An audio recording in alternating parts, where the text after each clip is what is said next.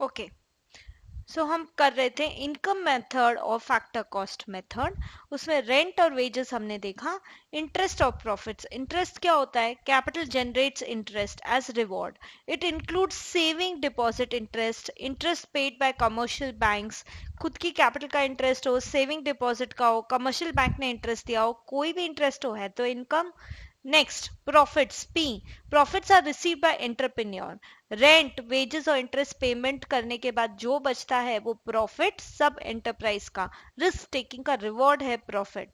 Private and public companies, firm etcetera, both distributed and undistributed profits to be included, profit सब include करना है। Fifth, net exports यानी X minus M.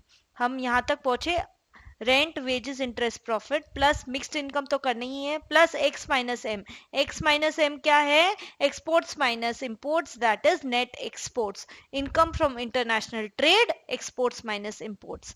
Then you have R minus P, receipts minus payment. वो क्या है? Income from net income from abroad, international receipts minus international payments. It's related to investment in other countries.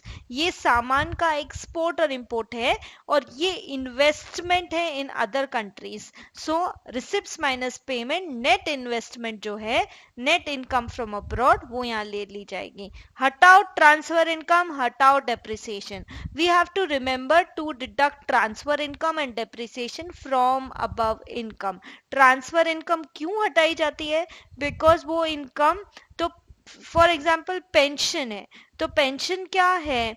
Transfer income है, क्योंकि काम तो पहले ही कर दिया था, अब मिल अभी रहा है अभी के सालों में। सो फिर एक्चुअल में कोई आउटपुट थोड़ी ना जनरेट हुआ उससे। सो इसलिए वो ट्रांसफर इनकम है, गिफ्ट ट्रांसफर इनकम है, तो उन सबको आपको हटा देना है और डेप्रिसिएशन तो हटेगा ही।